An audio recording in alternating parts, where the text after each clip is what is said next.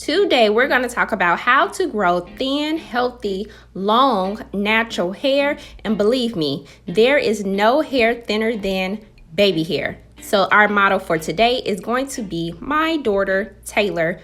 My A1 is Allocate Naturals Black Soap Shampoo. However, I am running really low, as you can see. So we're going to be using the Camille Rose Sweet Ginger Cleansing Rinse.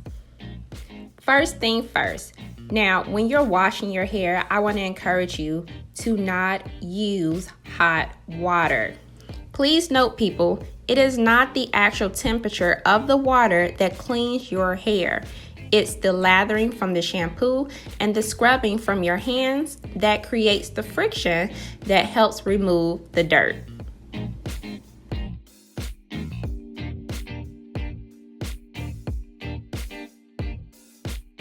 When shampooing, my main focus is her scalp because that is where healthy hair growth starts, people.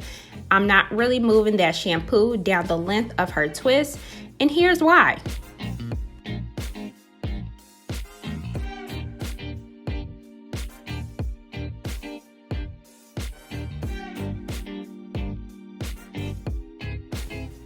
So we're all done with rinsing out that shampoo, and now it's time to unravel her twists one by one. I must tell you that Taylor hair was not previously detangled before we started wash day.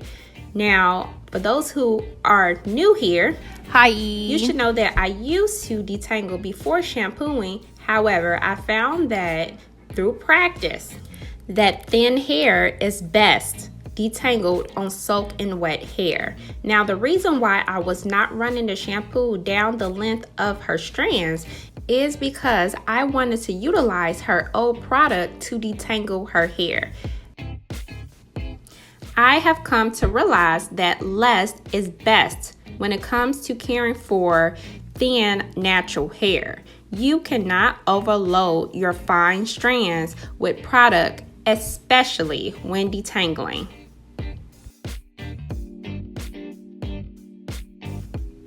So let's talk about detangling for a second. And my third tip is have control.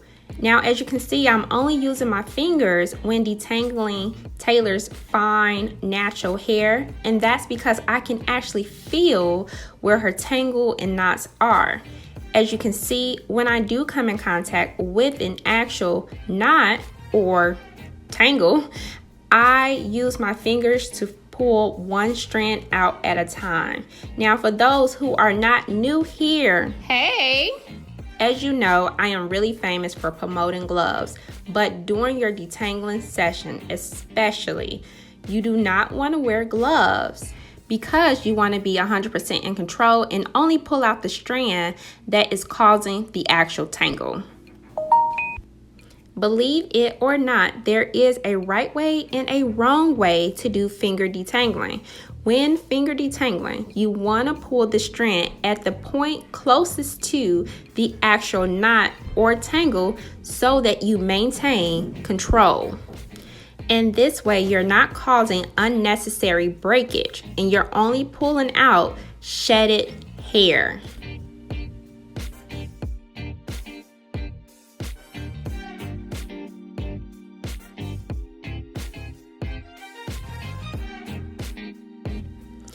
So let's talk about the difference between shedded hair and actual breakage.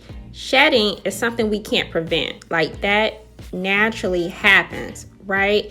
And breakage is something that we cause. Like, we literally snap our strands. Now, when this happens and you come in contact with the strand that you can no longer pull out of that knot, what you want to do is stop. Stop and grab your shears. Simply grab your scissors or your shears and simply cut the knot out to prevent future splitting of the hair strand. Now, this process may seem tedious. However, believe me, it is so worth it because your strands are so fragile and it took me about 20 minutes to fully detangle her full head. However, I must say, if you are just starting off with finger detangling and learning the proper way to do it, it's going to take you some time. But once you get your rhythm down, it's going to be a breeze. I do want to mention, after detangling, you do have the option to go back in with the shampoo down the length of the hair, but that's totally up to you. So moving right along to deep conditioning, we are using the Love Naturals Conditioning Love Deep Conditioner, and this is the best product that I have found for my daughter's thin, natural hair. And if you give it a try, mention your girl, let her know I sent you. However, we apply that after we shampoo per twist, right? I don't just let her hair like remain free after rinsing out the shampoo. Like, I do not allow her hair to remain loose. I apply that deep conditioner, twist that bad boy up, and move on to the next twist. So I am all done with applying the deep conditioner to Taylor's hair. I do want to let you know this is all the shedded hair that she has from this wash day. I did break 3 strands. I count how many strands I break, but this took me about 20 minutes, and it's all about finding your rhythm. Like, once you get used to a routine and you get your rhythm down, it doesn't take that long to just use your fingers. But initially, of course, it's going to seem like forever. It's so worth it though. It is so worth it. As you can see, this is all her shedded hair, including 3 strands that I broke. Breakage is not avoidable, people. Like, that just comes with handling your natural hair. And neither are knots. Knots are not avoidable either. You just have to work or find the best way to handle your hair properly so that you're not ripping off your ends. So I'm going to actually cover Taylor's hair with this plastic bag.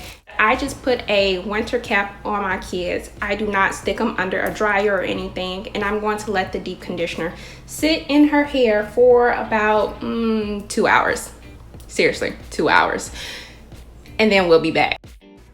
And we are back, people, and I am mainly focused on making sure I rinse her scalp properly. I don't want to leave any old product or buildup or deep conditioner like on her scalp. I want to make sure that surface is clean. Now, it's totally up to you whether you want to unravel your twist or not. I did not unravel Taylor's twist, but I normally do if her hair is like extra dirty. For example, she was playing in the sand for whatever reason, to make sure that I'm getting everything, you know, off the strands of her hair. So my tip number 4 for you all is to protect your thin strands at all times. As you can see, Taylor is laying on a satin pillowcase, and I'm going to put a satin bonnet under her hair towel. Now, this also applies for when you go to sleep. However, you know, me and Taylor been fighting lately, and you would know that if you was in our My Natural Hair Life Facebook group. The link is in the description box below. Yet, if you are a thin natural, you want to be extremely cautious of what your hair rubs up against. We do follow the LOC method, and I'll put that video in the iCards above for you, explaining why we follow this method and give you some science behind it. However, when it comes to thin natural hair, I like to keep it simple. When it comes to finger detangling your hair, you're going to find yourself finger detangling throughout your whole wash day because there may be some tangles you missed in the beginning, and that's okay.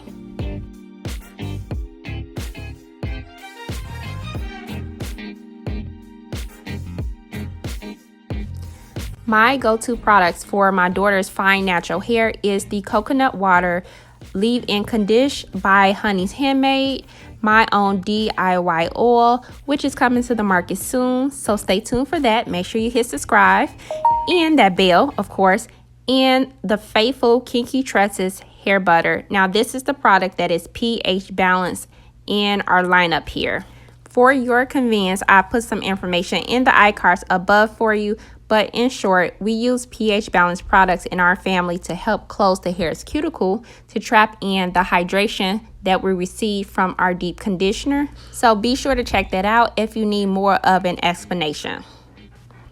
So last but not least, keep your hair stretched. Like, I can't express the importance of keeping your hair stretched. I actually showed you all what happened when I keep my hair loose as a 4C natural. Within minutes, my hair knotted up on me. So I'll link that video also in the iCards above. But if you really want to retain your length and, limit your knots, and I say limit, not prevent. If you want to limit your knots, you want to keep your hair stretched, and you can do this through twists or bantu knots. Also take note, I'm constantly stretching out her curls at the end of her hair. One, because I did not use a comb, right? And two, I don't want them to ravel up even more than they normally would in her regular twist.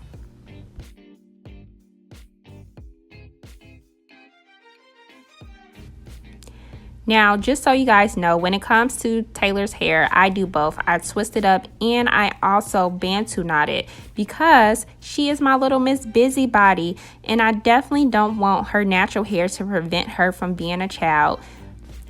However, I do want to incorporate healthy habits that complements her lifestyle.